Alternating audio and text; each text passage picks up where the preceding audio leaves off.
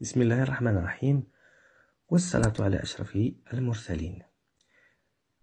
Pour les musulmans, la sunna est souvent comprise comme un cheminement, une voie à suivre. Elle faisait référence dans l'Arabie pré-islamique aux précédents établis par les anciens, acceptés comme obligatoires et normatifs et pratiqués par toute la communauté comme telle. Elle est à peu près une sorte de sunnatul awalin et techniquement, c'est une coutume avec son élément psychologique et son élément matériel. Un classique que les juristes connaissent depuis l'aube de l'humanité. Le temps qui coule et qui donne une force normative aux choses. La sunna est la deuxième source de la charia. Et le terme sunna puise à ses racines étymologiques dans le verbe sanna, qui signifie à la fois. Alors, il signifie aiguiser, préparer, éclaircir, préparer un chemin. La sunna signifie en gros la tradition, la loi, le cheminement.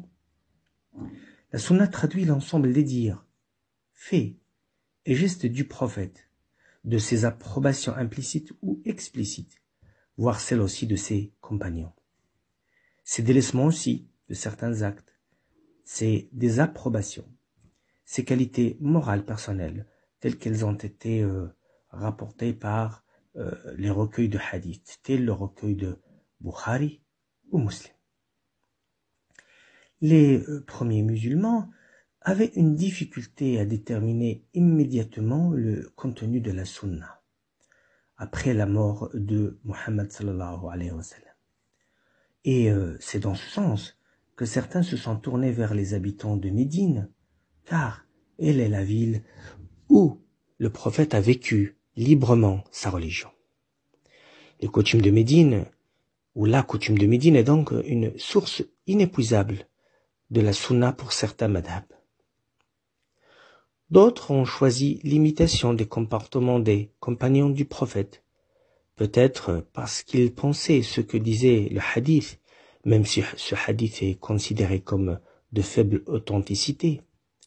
Les compagnons sont comme les étoiles, quel que soit celui que vous suivrez, il vous guidera. Ashabi, kanujum, bi'ayim iqtadaytum ihtadaytum. La Mecque et Médine étaient des centres religieux et politiques au début de l'islam. Mais, ailleurs, se sont développées des écoles juridiques provinciales formant les premières doctrines du fiqh, en Irak comme en Syrie. Plusieurs fuqaha ont tenté d'assimiler la sunna à un système idéal, basé en partie sur ce qui est traditionnel et en une partie sur les précédents.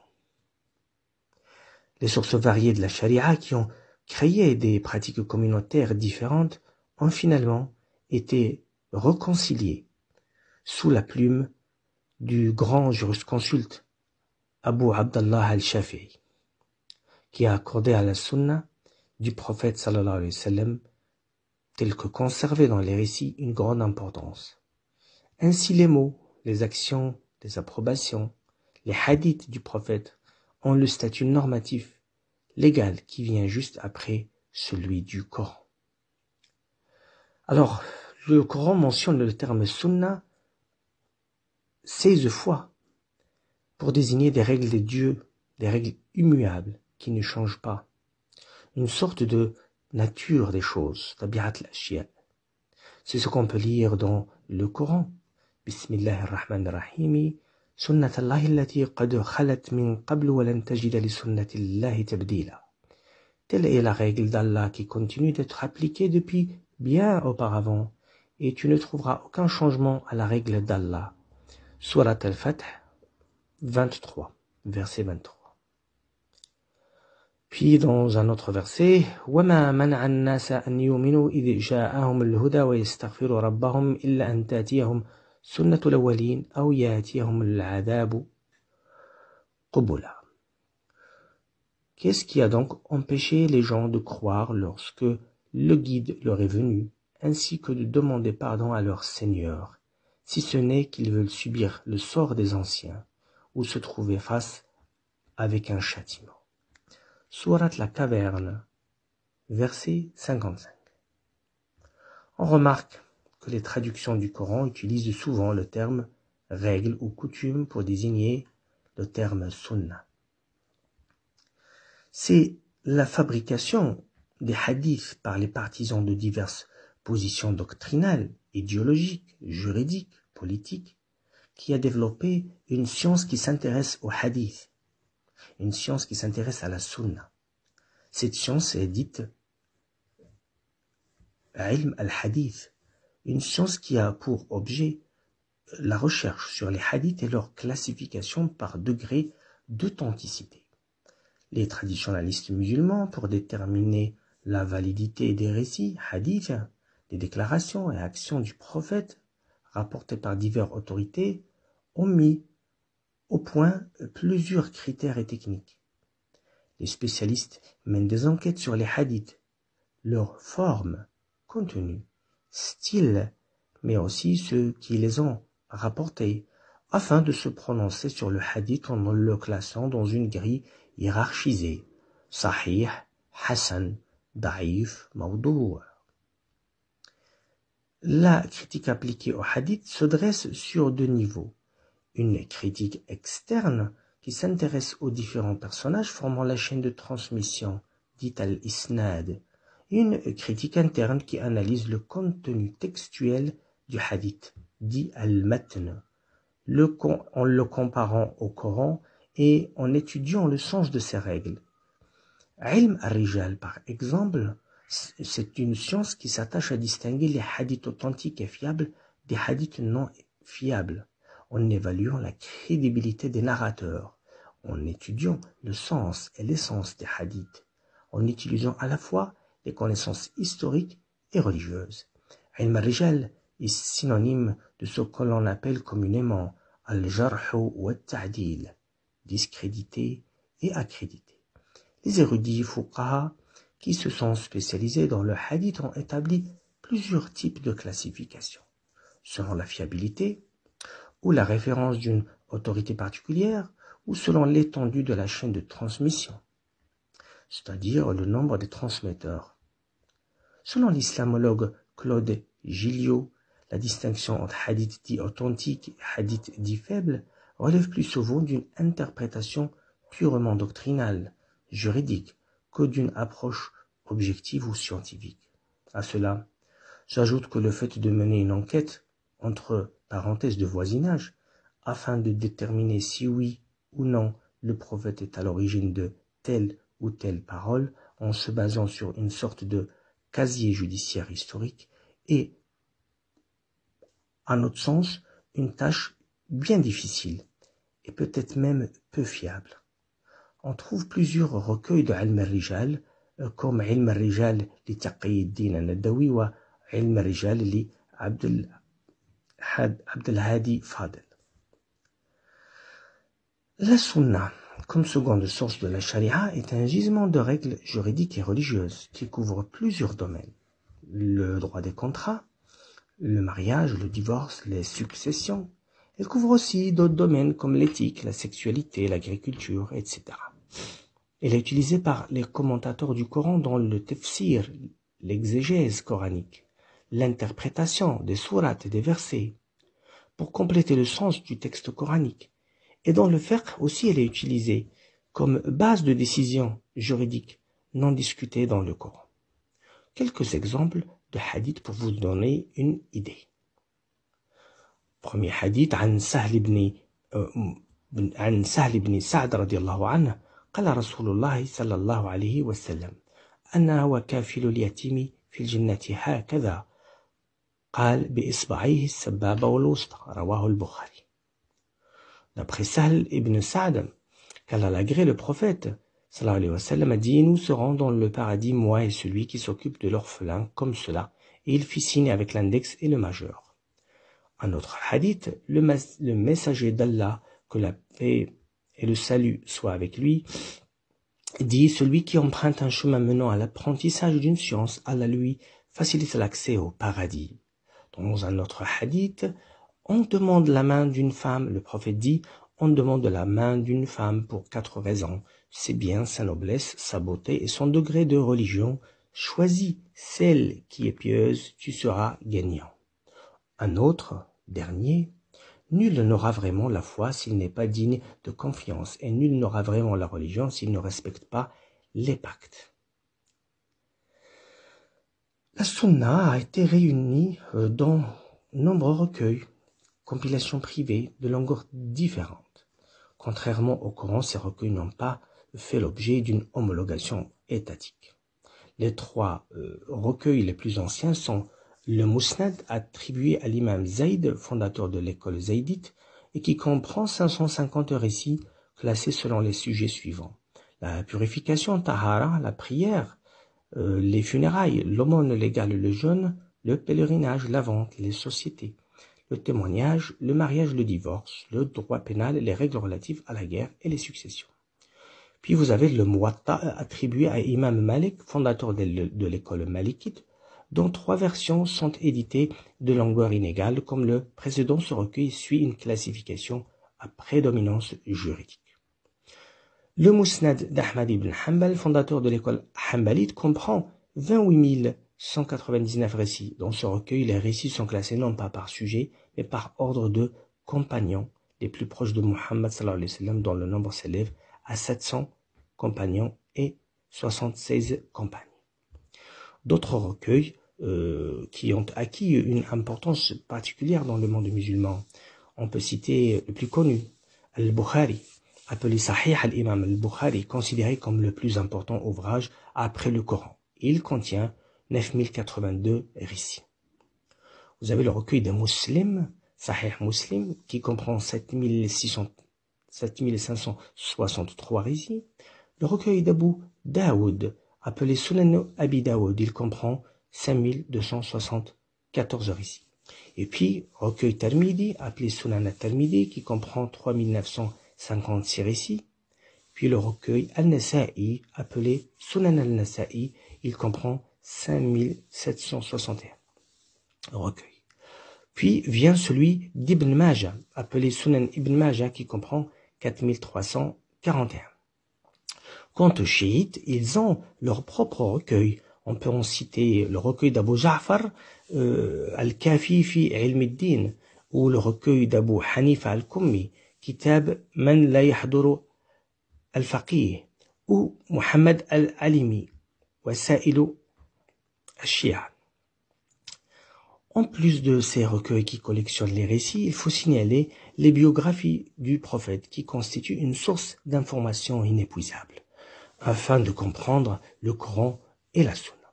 Parmi ces biographies, les plus connues, celle d'Ibn Ishaq, Al-Sira al-Nabawiyya, ou celle d'Ibn Hisham, Al-Sira al-Nabawiyya. Donc, on se rend compte que la Sunna, qui est la deuxième source de la charia, se trouve un peu éparpillée dans plusieurs recueils. Et ces recueils sont en réalité des compilations privées. Passons maintenant à la 3e source de la charia, qui est al-ijtihad. Le terme ijtihad signifie l'effort qu'un faqih, alim, jurisconsulte, mufti, théologien fournit pour interpréter les sources de la charia, les faire parler et éventuellement les adapter pour combler une lacune, trouver une règle sur laquelle il peut fonder sa décision ou sa conviction. Plus largement, il signifie tous les efforts qu'une personne déploie dans les domaines divers et variés de la vie religieuse ou profane. Dans un sens plus restreint, qui vise spécifiquement le domaine religieux, il vise la démarche du savant pour extraire une norme d'un texte religieux, que ce soit le Coran ou la Sunna. Alors, l'ijtihad signifie se contraindre à se forger une opinion dans un procès ou une règle. Signifie s'efforcer de trouver les moyens afin de formuler un jugement indépendant sur une question juridique. Il s'agit donc d'un effort d'interprétation de la charia, effectué par un juriste musulman qui doit être en principe qualifié, faqih ou alim, soit pour extraire une loi, une règle, des sources scriptuaires, soit pour formuler un avis juridique, en absence de texte. Il faut ici garder à l'esprit que dans la charia, il est en principe interdit à l'homme de fabriquer le droit, de légiférer. Il ne peut que tirer des règles à partir des sources de la charia. C'est donc le rôle du raisonnement humain est une nécessité structurelle pour combler les lacunes, pour trouver des règles qui ne se trouvent ni dans le Coran ni dans la Sunna. L'ijtihad se place souvent, en général, après les deux sources scriptuaires incontournables que sont le Coran et la Sunna. Plusieurs questions se sont posées sur la légitimation de l'ijtihad, mashrou'iyat al-ijtihad. Certains vont être, comme toute question relative à l'islam, vont être pour, d'autres vont être contre. Prenons maintenant les arguments des opposants. Ceux qui récusent le recours à l'ijtihad se basent sur plusieurs textes, sur plusieurs arguments. Un verset coranique utilisé par les opposants. Ce jour, j'ai complété pour vous votre religion et j'ai accompli ma grâce envers vous. Bismillah ar-Rahman ar-Rahim. Al-yawma akmaltu lakum dinakum wa atmamtu alaykum ni'mati wa raditu lakum l'islam dina, ce qui signifie que l'islam est complet et n'a pas besoin qu'on rajoute d'autres règles. Dans un autre verset, nous n'avons rien négligé dans le livre. Ma farratna fil kitabi min shay'. Les adeptes de cette position ajoutent que tout ce qui n'a pas été réglé par le Coran et la Sunna est laissé à la liberté des croyants en vertu du sacro-saint principe de la permission initiale. Ce qui n'est pas interdit est par nécessité permis. En se basant sur un verset coranique 29 de la sourate Al-Baqarah, c'est lui qui a créé pour vous ce qui est sur la terre. Prenons maintenant les arguments des partisans. Les partisans avancent aussi des versets coraniques, comme ce verset « Obéissez à Dieu et obéissez à l'envoyé et à ceux qui parmi vous chargés des affaires. » فإن تنازعتم في شيء فردوه إلى الله يا أيها الذين آمنوا أطيعوا الله وأطيعوا الرسول وأولي الأمر منكم ذلك خير وأحسن تاويلا والرسول إن كنتم تؤمنون بالله واليوم الآخر. Pardon, je relis le verset coranique. Bismillah ar-Rahman ar-Rahim. Ya ayyuha alladhina amanu ati'u Allah wa ati'u ar-rasul wa uli al-amri minkum fa in tanaza'tum fi shay'in farudduhu ila Allah wa ar-rasuli in kuntum tu'minun billahi wal yawmil akhir dhalika khayrun wa ahsanu ta'wila. Sadaqallahu al-Hadim. Donc les partisans de l'ijtihad disent que ce verset invite à recourir au Coran et à la Sunna et à scruter profondément ces deux sources, mais sans suivre ses propres désirs. Donc on peut légitimement faire de l'ijtihad à condition de respecter les règles de cet ijtihad. Quelques arguments tirés de la Sunna, de ceux qui sont pour l'ijtihad.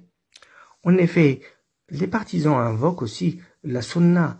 Et ainsi, lorsque le prophète envoya Mu'adh ibn Jabal au Yémen, il lui demanda comment il comptait gouverner. Il répondit qu'il allait se référer au Coran, à la Sunna, et à défaut, il fera un effort pour arriver à une opinion. Ajtahidu ra'yi. Rasoul frappa la poitrine de Mu'adh ibn Jabal et dit louange à Dieu qui a permis à son messager de trouver ce qui plaît à Dieu et à son messager. Si un gouverneur fait un effort de raisonnement, dit le prophète, et atteint l'opinion vraie, il a deux mérites. Mais s'il se trompe, il a qu'un mérite. Et puis il y a les arguments rationnels. Les partisans du recours à l'ijtihad, ils disent que l'islam est la dernière religion et qu'il est tout à fait bon pour toute époque et tout lieu. Or, les textes du Coran et de la Sunna sont limités alors que les problèmes sont continuellement en renouvellement. Et donc, pour pallier à cette carence, à cette lacune, à ce décalage entre le texte figé et le contexte qui se développe, il est nécessaire de recourir à l'ijtihad afin de rattraper ce décalage entre le texte et son contexte. Les conditions relatives à l'ijtihad, pour être mujtahid, les jurisconsultes ont considéré qu'il faut être majeur, en possession de ses capacités mentales, être adl, c'est-à-dire de religion et de caractère irréprochable, connaître parfaitement tout ce qui touche au verset coranique, à la révélation et à la sunna, c'est-à-dire connaître tous les récits de la sunna, connaître la discipline de l'abrogation afin de pouvoir distinguer entre les versets et les récits abrogés, an-nasikh wal-mansukh, connaître les opinions des précédents savants et savoir distinguer ce qui a fait l'objet de décisions unanimes de ce qui a suscité des divergences. Connaître la science des fondements de la charia et savoir manier les règles du raisonnement par analogie, al-qiyas, savoir distinguer les intérêts que la charia entend sauvegarder, comme ce qu'on appelle al-kulliyat al-khams. Passons maintenant aux conditions relatives au contenu de l'ijtihad. Le contenu de la règle à laquelle on arrive grâce au ijtihad ne doit pas être, bien sûr, contradictoire à la sunna ou contradictoire au Coran, pour la simple raison qu'il faut respecter là une sorte d'hiérarchie des normes, sachant que le Coran est la première source, la source la plus forte, et vient après la sunna, puis après vient l'ijtihad. Revenons un peu à l'histoire. On le sait, l'ijtihad en arabe veut dire effort. Et dans la charia, l'interprétation indépendante des problèmes qui ne sont pas couverts par le Coran ou le hadith pousse à cette activité, à cet ijtihad. Dans la première communauté musulmane, chaque faqih ou juriste suffisamment qualifié avait le droit d'exercer son activité de mujtahid, principalement sous la forme de ra'i, jugement personnel, ou de qiyas, raisonnement par analogie. Ceux qui recouraient à qiyas et à ra'i, on les appelait les mujtahid. Mais avec la formation et la cristallisation des écoles al-madahib, principalement sous les Abbassides, les juristes de la branche majoritaire sunnite de l'islam se sont associés l'une à l'autre, formant ainsi des écoles juridiques ou des écoles d'interprétation. Et c'est ainsi, et au fil du temps, que les qualifications des individus qui recourent à l'ijtihad ont été organisées par niveau, allant du mujtahid absolu, celui qui n'est lié par aucun précédent, qui est libre de développer les principes d'interprétation, ou muqallid absolu, l'adepte ou le profane, qui était obligé de suivre sans aucun doute les juristes faisant autorité. Après l'âge d'or de l'ijtihad, les juristes sunnites étaient largement parvenus à la conclusion que l'ijtihad n'était plus une option dans les affaires juridiques vraiment nouvelles. C'est le commencement de l'époque de la fermeture de l'ijtihad, al-quba bil-ijtihad. À partir du 19e siècle, plusieurs réformateurs musulmans ont appelé à la réouverture de la porte de l'ijtihad afin de moderniser le droit musulman, afin de donner une jeunesse à la charia et afin que la charia puisse s'adapter à son temps. En vous remerciant pour votre attention et je vous donne rendez-vous la séance prochaine pour discuter du terme fatwa, qui est un des modes privilégiés d'expression de l'ijtihad, et puis on va essayer d'étudier une autre source de la charia qui est le consensus.